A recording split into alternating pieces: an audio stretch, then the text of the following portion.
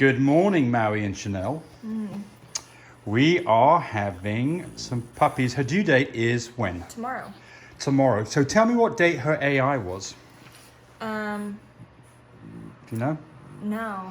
Well, we're going to go 61 days Yeah. from when we thought Actually, her... I do know, but I can't tell you right now. I just know tomorrow's her first due date. Okay, very good.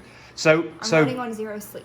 yeah, fair enough. Well, so what's going on here is that her temperature last night was 99.9 and dropped in a hurry, right? Yes. Yeah, so Well, why about don't you 3 narrate days, this? You tell us what's going on. 3 days before her due date, Yep. I start watching her behavior, and I noticed that she had no signs. So I went ahead and took her temperature. Yes. Her temperature Sunday evening, her due date's Wednesday, so her temperature Sunday evening was 100.7. And then Monday evening, it was 99.4. And then in the middle of the night, at midnight, it was 99.9. But then, because I have a baby monitor, at 2 a.m. we heard rustling, and she was just not comfortable. So Yes. I came in here and took her Which was an temperature. abnormal thing for her to do. Abnormal. There She's you go. very calm. There you Yes. go, exactly. So this is why it's good to have baby monitors and things. So Yes. anyways, at 2 a.m. I took her temperature, and it was 99.1, which is a Yes. really sharp drop. Yes. And then this morning, about Yes. 6 hours after 2 a.m., so 8 a.m., I took her temperature again, and it was 98.5. Bingo. So Very you're really on fast. top of this. This is so important. Can you? So a couple of things here we'll do. See, Chanel has a finger over her hip. What's going on here? We just took her blood for a progesterone test, and we had, well, I was putting pressure on it so the blood could stop. So here we go. What we're going to do is a progesterone test, and we'll start that here in a second. And the reason for that is we want to make sure that this girl is close to 3.0 on a progesterone test. Can you put her on the floor for a moment so we can see her from above, so we can have a guess as to how many puppies? Is that okay? Yeah. So Chanel's been very careful here. You don't want to drop a dog, have a dog drop off something. Some mama dogs are okay being carried. She's so big, she's uncomfortable. So I'm Yes. going to try to make her as comfortable as possible. Right. And it's easier with a pad because Yes. she feels more stable. Yes.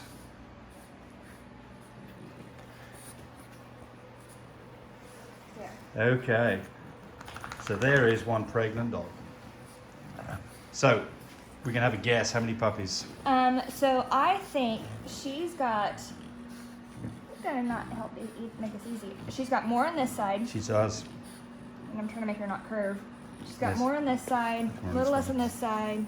Yes. Maui, you sweet girl. She's a Yes. fluffy carrier. So she she's looks got like the she's wave. asymmetric, doesn't she? She definitely Yeah. looks like she's got more on one side than the other. So we would guess an odd number of puppies. Yes, so So what's see your there. what's your guess, Janelle? I think 7 little ones. I think you're right. Who is she bred to? Mando. So Oh, these babies yes. will be beautiful, obviously, but also she's a fluffy carrier, so we will have a variety. Does she carry a copy of pie? Um, The reason I say that is because she's got white on her chest. Uh-huh. She's normally a giveaway of one copy of pied. Amando carries a copy of pied. If that's true, 1/4 will be pieds. Half of them are going to be morals. They're going to be half full fluffies and half fluffy carriers. It's going to be a really exciting litter. This is an exciting time. I love this time. So here's the deal. and this is a litter that I'm whelping for Cody, my Frenchies of Texas. Yes. So. Right. So the deal here is dogs that are really bred well or are nice and fat tend to go early on their puppies. And we don't want her to go into labor and not be at the vet. So we've got Dr. Matusik, excuse me, James Is that a tree? You always call him I know that. it, I know. Dr. Matusik And Kingfisher. in Kingfisher, Oklahoma is a really good guy, great vet. He's going to do the C-section for us, and we've got this scheduled for some time today. Yes, I let him know about 3 or 4 weeks ago. I let him know 4 weeks ago Yeah. that we were probably going to be here.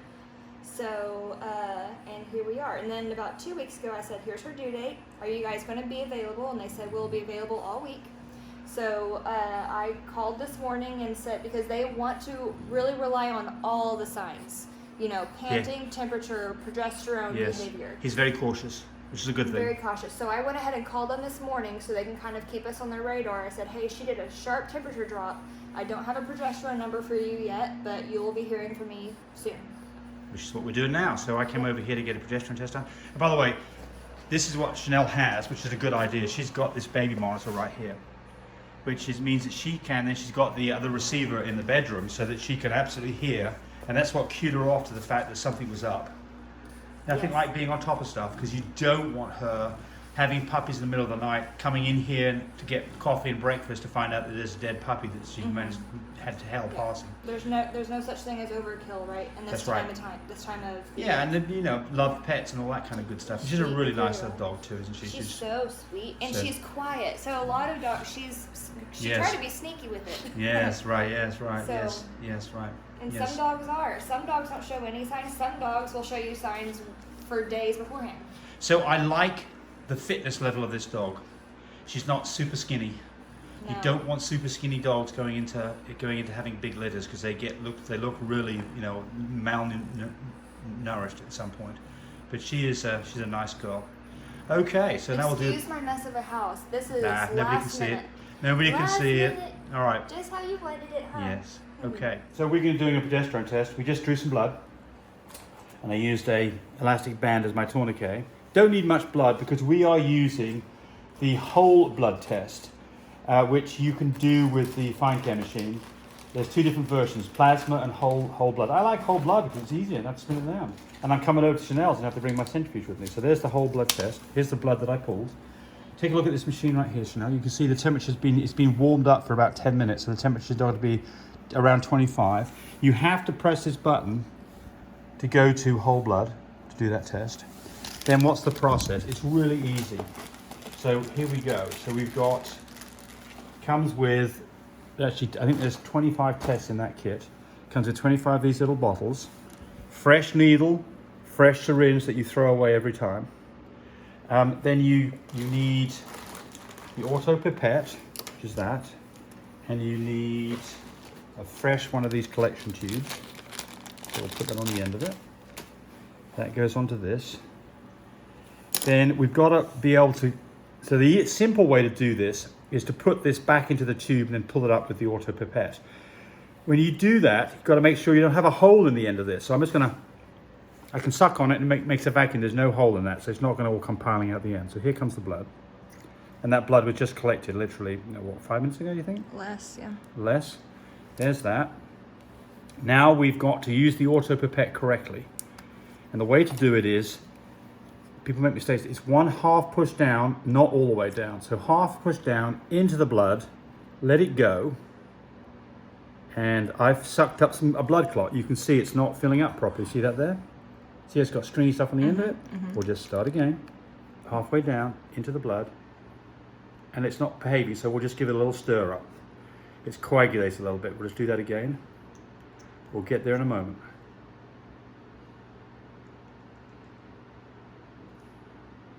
It's not wanting to behave for me. There's a lot of coagulation in there. We'll get there in a second. Come on, blood. There we go. Actually, that is still not right. You can see they've got that coagulation. I'm going to get rid of this little tube here so I don't have to hold two things at the same time. We'll try this again. You see how it's got a globular stuff there? It's not pulling it up properly, and we're just going to spur this blood up, mix it around, and we're going to try this again. Get rid of anything that's in there. Halfway down, back into the blood.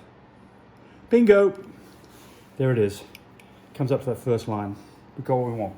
Okay, so this now goes into, I'm going to get rid of this. This goes into the little tube of the mixing stuff. We split, you can up and down, really mix it up well. You could close the lid and shake it up, but then look, you can see you can use a vortex mixer for this, but I don't think it's necessary, unless I know it's not necessary. So here we go. All the stuff's out of this. Halfway down, back into it, let it go. You can see I'm at the same place that I was before. All right. Now I take, this is a one-use device. You can't reuse these things. So here it comes, little window right here. Put the put the mixture that I've got into the window. Get rid of all of it. Now, this is on standard test. There's a quick test. Don't want a quick test. Standard test. Stick it into the machine. This is another mistake people make. Thumbs go on the little dimples. Goes into the machine first. Hit start test. If you have the wrong chip in here for this calibration, there's a chip that comes with it. Just to show you the chip. Where's the chip? Every new test kit comes with its own calibration chip. There it is right there. And the number on the calibration trip corresponds to the numbers on the test kits. These numbers correspond, you know it's good. If you put one in that is not matched up, it will complain and let you know there's a problem. So it won't even let you make a mistake. Now we sit back for 15 minutes and we get the results, and we're looking for a progesterone level close to 3 for this dog to be ready. That's it, it's easy. And look, you know, if you don't have a machine and you're going to do much breeding, get a machine. I mean, it just takes all of the worry, all of the mistakes about taking puppies early. Look, you take a puppy early, take these puppies early, you could lose an entire litter. And what a horrible day that would be. I mean, it's emotionally distressful, it's not good for the dog, it's not financially successful. For us, a single puppy would make the difference of a machine plus some. So it just makes sense to have a machine, in my opinion. It's a gamble you don't want to take. It's not worth it. The machine is $2,700. Test kits, I think it's about $10 a test. So you're running about $10 a test for whole blood. It's a bit less for the serum, but it just makes sense. And guess what? Using the machine for breeding makes for a bigger litter, and that girl's full of puppies. You couldn't have any more puppies than that girl than what she's got. Right. And that's, again, because the machine guides us as to when to do the AI. We did 2 AIs on this girl 2 days apart, and bingo bango, we got her pregnant. That's it. All right. So we just finished that test, and she's come back at a 4.51, which we'd like it to be close to 3. But here's the problem. Well, it's not really a problem. You can't predict anything on a high number, a number that's above 3 is when she's ready. People are always calling me up and says, how close are we at a 5? Doesn't work that way. It's a go no go thing. You need to be close to or around 3. Now the fine kid does read a little bit higher than the IDEX, so I'd go with a 3.5. What are we going to do here? We're going to hang tight and we're going to retest again in another 3 or 4 hours and see what's up. With the previous progesterone test of 4.5, whatever it was, something close to that, we weren't comfortable doing a C-section, but a couple hours later she started to do some panting. Her temperature had dropped down to 98.3. Did another reverse progesterone test, came up with 3.31. We were concerned that she was not going to make it through the night without going into labor, so we elected to have a C-section done, which we did, resulted in 6 beautiful puppies, all nice and healthy. So that reverse progesterone was kind of basically the point where we knew we were in the right place, and we were, and that's great. So here we go. I really appreciate people who subscribe to me. It helps me, encourage me to do more of these videos.